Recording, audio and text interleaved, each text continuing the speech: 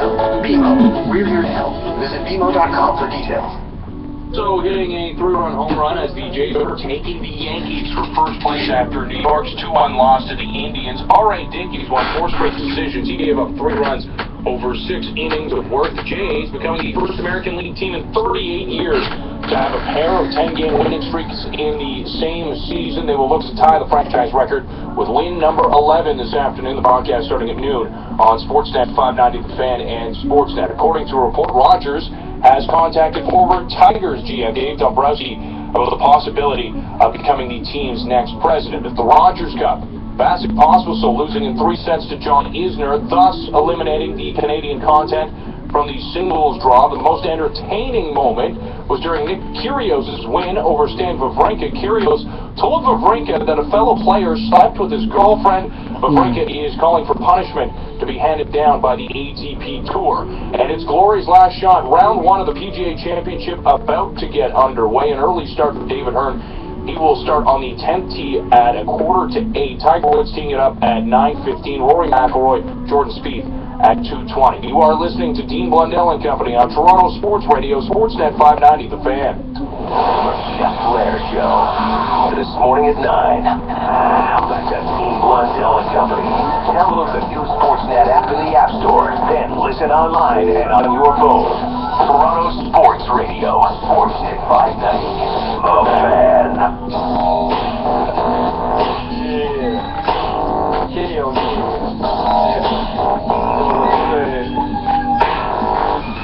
That is a filthy beat. What's America? How did you like it? Did you hear? Oh, yeah. Hell yeah. Do you listen to this stuff, Gord, when you're sitting around your cabana pool? Can't say I do. No. No? No. We'll get a couple of knives out. That'd be for food. Yeah? Yes. Sure. 6:32, good morning. Gord Stell again for George Russick this morning. We have George's news coming up, minus George, so it should be entertaining. Right now it is 13 degrees. We even beat him up when he's not here, though. Hey, Fabro? I think that might even be more fun.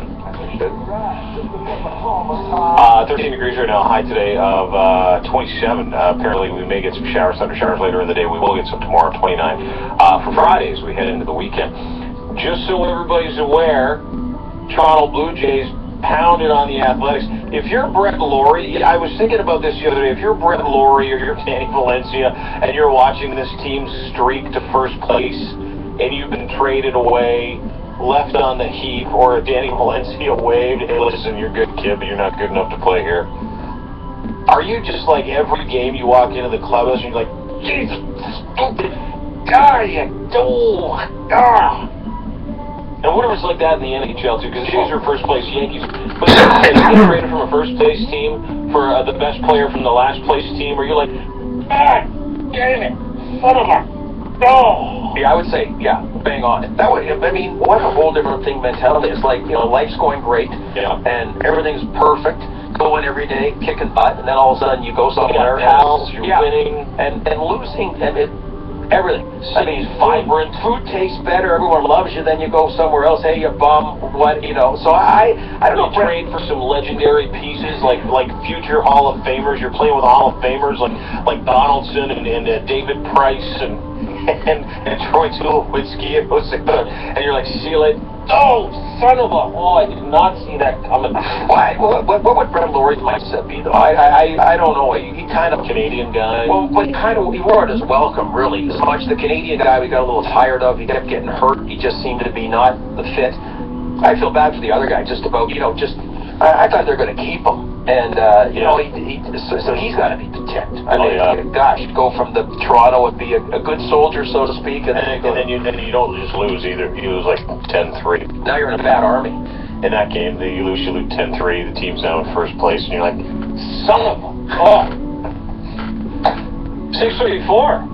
More on your first place Blue Jays coming up next. Right now, it is time for George's News, everybody.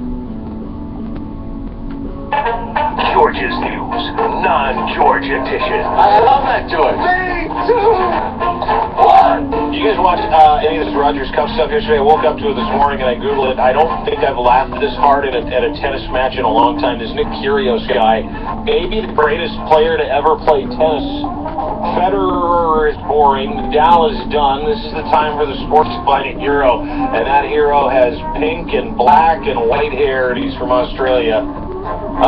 Yesterday, some trash talk, and then there's this trash talk. Nick Kyrgios engaging in some real trash talk. Taking on Stan Wawrinka in the second round of the Rogers Cup in Montreal, Kyrgios muttered this under his breath.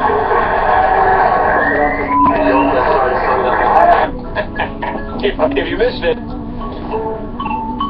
Kyrgios effectively says to, I guess the line kid, or someone holding his towel, because there was a heated exchange between him and Stan Wawrinka. Here's what he said. Kokonakis, which is a tennis player, believed your girlfriend to Stan Wawrinka. There you go. You can put it together now. Can't you do it one more time?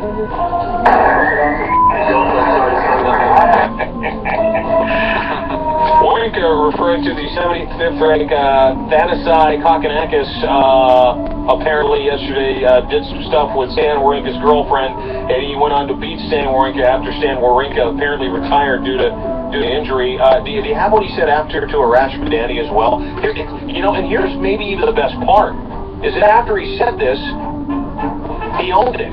Nick, I wouldn't be doing my job if I didn't ask you. It's gone viral on Twitter tonight. The microphone's picked up a comment you made to him about Kokonakis.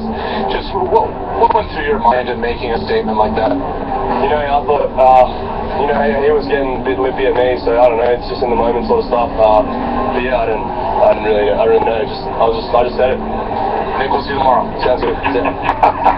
Sounds good. See you tomorrow. Ownership. I love it. Former UFC Superman Anderson Silva has officially bottomed out. Apparently now Silva's camp trying to attribute a couple of positive steroid tests to tainted sexual enhancers. Why can you say that? Can we say that? I guess we can. It's like Viagra, right? Yeah, you can say that. Okay, just check it. Apparently, after breaking his leg against Wheaton in December 2013, he tested positive, and then he sweat like crazy. He came back, and he went got pounded by Nick Diaz a year ago. Then he tested positive again for steroids and traces of drostanolone and androsterone, both anabolic steroids found in his system, according to a recent newspaper article. Here's the excuse he used. I was wearing a supplement in order to improve my performance in the bedroom. And the test for the supplement later revealed this was contaminated with another substance used to help him maintain myself in the bedroom as, quote, I have problems in there.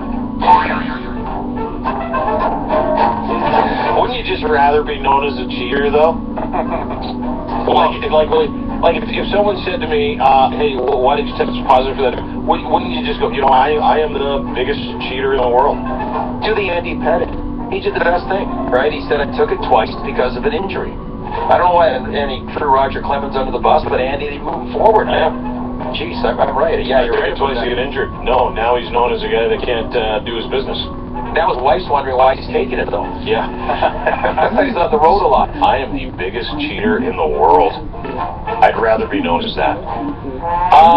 Police in Seattle, this is a weird story, caught an 11-year-old boy on a driving spree Wednesday afternoon who took him through the entire city for about an hour and a half.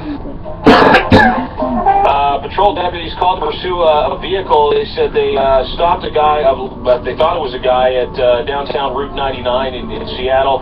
Followed him for about 3 miles. Took about 6 minutes after his ride came to an end. The detective then realized he was 11 years old and needed a booster to sit up in the seat to see over the steering wheel. Police said they have charged him with joyriding in the Subaru Impreza, which if you've driven a Subaru Impreza, that's a bit of a stretch. I'm going to get on my 12-year-old about doing something, right? This kid's 11, he's out stealing cars and joyriding? Come on. Yeah, do something. There you go. That's George's news. George who? Good question. I enjoyed that. 6:39. George Delegate for George.